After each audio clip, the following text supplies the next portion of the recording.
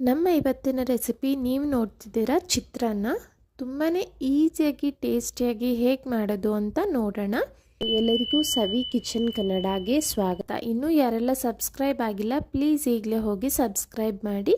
ಈಗ ಸ್ಟವ್ ಹಚ್ಚಿ ಒಂದು ಬಾಣಲೆ ಇಟ್ಟು ಮೊದಲಿಗೆ ಇಲ್ಲಿ 8 ರಿಂದ 9 ಸ್ಪೂನ್ ಆಗುವಷ್ಟು ಎಣ್ಣೆ ಹಾಕ್ಕೊಳ್ತಾ ಇದ್ದೀನಿ. ಇಲ್ಲಿ ಮೊದಲೇ ಕಡಲೆ ಬೀಜನ ಫ್ರೈ ಮಾಡಿ ಎತ್ತಿಟ್ಕೊಳ್ಳೋಣ. ಈ ರೀತಿ ಮಾಡೋದ್ರಿಂದ ಕಡಲೆ ಬೀಜ ಕ್ರಿಸಿಪಿಯಾಗಿ ತುಂಬಾ ಟೇಸ್ಟಿಯಾಗಿರುತ್ತೆ ಚಿತ್ರಾನ್ನದಲ್ಲಿ. ನೋಡಿ, ಈ ಬಣ್ಣ ಬಂದಿದ ತಕ್ಷಣವೇ ನಾನು ಪಕ್ಕಕ್ಕೆ ಎತ್ತಿಟ್ಕೊಳ್ತಾ ಇದ್ದೀನಿ. ಈಗ ಅದೇ ಎಣ್ಣೆಗೆ ಒಂದು ಸ್ವಲ್ಪ ಸಾಸಿವೆ ಹಾಕ್ಕೊಳ್ಳೋಣ. ಸಾಸಿವೆ ಎಲ್ಲ ಸಿಡಿದ ಮೇಲೆ ಇಲ್ಲಿ ನಾನು ಕಡಲೆಬೇಳೆ ಹಾಗೂ ಉದ್ದಿನಬೇಳೆನ ಹಾಕ್ಕೊಳ್ತಾ ಇದ್ದೀನಿ. ಒಂದೊಂದು ಸ್ಪೂನ್ ಹಾಕ್ಕೊಂಡ್ರೆ ಸಾಕು. ಸ್ಟವ್ನ ಲೋ ಫ್ಲೇಮ್ ಇಟ್ಕೊಂಡು ಬಣ್ಣ ಸ್ವಲ್ಪ ಚೇಂಜ್ ಆಗೋವರೆಗೂ ಫ್ರೈ ಮಾಡ್ಕೋಬೇಕಾಗುತ್ತೆ. ಹೈ ಫ್ಲೇಮ್ ಇದ್ದರೆ ಸೀದೋಗೋ ಚಾನ್ಸಸ್ ಇರುತ್ತೆ. ನೋಡಿ, ಸ್ವಲ್ಪನೇ ಕಂದು ಬಣ್ಣ ಆಗ್ತಾ ಇದೆ. ಈಗ ನಾನು ಹಸಿ ಕರಿಬೇವನ್ನು ಹಾಕ್ಕೊಳ್ತಾ ಇದ್ದೀನಿ. ಆದಷ್ಟು ಹಸಿ ಕರಿಬೇವಿದ್ದರೆ ಹೆಚ್ಚಿಗೆ ಹಾಕ್ಕೊಳ್ಳಿ, ಫ್ಲೇವರ್ ತುಂಬಾ ಚೆನ್ನಾಗಿರುತ್ತೆ. ಹಾಗೆ ಇಲ್ಲಿ ಖಾರಕ್ಕೆ ತಕ್ಕಂತೆ 4 ರಿಂದ 5 ಹಸಿ ಮೆಣಸಿನಕಾಯಿ ಹಾಗೂ 2 ಒಣಮೆಣಸಿನಕಾಯಿನ ಹಾಕಿದ್ದೀನಿ. ಈ ರೀತಿ ಹಾಕೋದ್ರಿಂದ ನಮಗೆ ಫ್ಲೇವರ್ ತುಂಬಾ ಚೆನ್ನಾಗಿರುತ್ತೆ.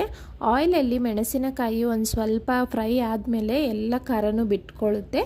ಆಗ ಇಲ್ಲಿ ಸ್ವಲ್ಪ ಕೊತ್ತಂಬರಿ ಸೊಪ್ಪು ಹಾಗೂ ನಾವು ಮೊದಲೇ ಫ್ರೈ ಮಾಡಿ ಇಟ್ಕೊಂಡಿರೋ ಅಂಥ ಕಡಲೆ ಬೀಜನೂ ಹಾಕ್ಕೊಳ್ತಾ ಇದ್ದೀನಿ. ಈಗ ರುಚಿಗೆ ತಕ್ಕಷ್ಟು ಉಪ್ಪನ್ನು ಹಾಕ್ಕೊಳ್ಳೋಣ. ನಂತರ ಸ್ವಲ್ಪ ಅರಿಶಿನನೂ ಹಾಕ್ಕೊಳ್ಳೋಣ.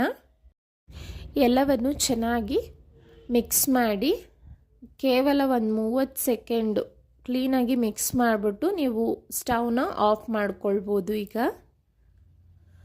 ನಂತರ ಇಲ್ಲಿ ನಾನು 1 ನಿಂಬೆಹಣ್ಣನ್ನು ತಗೊಂಡು ಆ ರಸನ ಸ್ಕ್ವೀಸ್ ಮಾಡಿ ಇಟ್ಕೊಂಡಿದ್ದೆ. 1 ನಿಂಬೆಹಣ್ಣಿನ ರಸನ ಸೇರಿಸಿದ್ದೀನಿ. ಯಾವಾಗಲೂ ನಿಂಬೆಹಣ್ಣಿನ ರಸ ಸ್ಟವ್ ಆಫ್ ಮಾಡಿದ ನಂತರ ಹಾಕಬೇಕು. ಗೊಜ್ಜನ್ನ ಯಾರೆಲ್ಲ ಸ್ಟೋರ್ ಮಾಡಬೇಕು ಅಂದ್ಕೊಳ್ತೀರಾ ಅವರು ನಿಂಬೆಹಣ್ಣಿನ ರಸ ಹಾಕೋಕ್ಕಿಂತ ಮುಂಚೆ ಎತ್ತಿಟ್ಕೊಂಡು ನೀವು ಎಷ್ಟು ದಿನ ಬೇಕಾದರೂ ಸ್ಟೋರ್ ಮಾಡ್ಕೋಬೋದು. ಆ ಗೊಜ್ಜಿಗೆ ಅನಂತರ ಫ್ರೆಶ್ ಆಗಿ ಲೈಮ್ ಜ್ಯೂಸ್ ಹಾಕ್ಕೊಂಡು ಮಿಕ್ಸ್ ಮಾಡಿದ್ರೆ ನಿಮಗೆ ತುಂಬಾ ಟೇಸ್ಟಿಯಾಗಿ ಚೆನ್ನಾಗಿರುತ್ತೆ. ನಾನಿಲ್ಲಿ ಉದ್ರುದ್ರಾಗಿ ಅನ್ನ ಮಾಡಿಟ್ಕೊಂಡಿದ್ದೆ. ಈ ರೈಸ್ಗೆ ಎಷ್ಟು ಗೊಜ್ಜು ಬೇಕೋ ಅಷ್ಟು ಹಾಕಿ ಮಿಕ್ಸ್ ಮಾಡ್ಕೊಳ್ತಾ ಇದ್ದೀನಿ. ಲೆಮನ್ ಜ್ಯೂಸ್ ಹಾಕಿದ ತಕ್ಷಣವೇ ನಿಮಗೊಂದು ಅರೋಮಾ ಬರುತ್ತೆ. ತುಂಬಾ ಟೇಸ್ಟಿಯಾಗಿರುತ್ತೆ ಈ ಚಿತ್ರಾನ್ನ ಅಂತೂ. ತಪ್ಪದೆ ನೀವು ಸಹ ಟ್ರೈ ಮಾಡಿ ಹೇಗಿತ್ತು ಅಂತ ಕಮೆಂಟ್ ಮಾಡಿ. ಬೆಳಗಿನ ತಿಂಡಿಗೆ ಹಾಗೂ ಲಂಚ್ ಬಾಕ್ಸ್ಗೆಲ್ಲ ಕ್ವಿಕ್ಕಾಗಿ 5 ನಿಮಿಷದ ಒಳಗೇ ಮಾಡ್ಕೊಬಿಡ್ಬೋದು. ನಮ್ಮ ಇವತ್ತಿನ ರೆಸಿಪಿ ಇಷ್ಟ ಆಯಿತು ಅಂದ್ಕೊಳ್ತೀನಿ. ಪ್ಲೀಸ್ ಲೈಕ್ ಮಾಡಿ, ಶೇರ್ ಮಾಡಿ. ಇನ್ನೂ ಯಾರೆಲ್ಲ ಸಬ್ಸ್ಕ್ರೈಬ್ ಆಗಿಲ್ಲ ಈಗಲೇ ಹೋಗಿ ಸಬ್ಸ್ಕ್ರೈಬ್ ಆಗೋದನ್ನು ಮರಿಬೇಡಿ. Thank you for watching.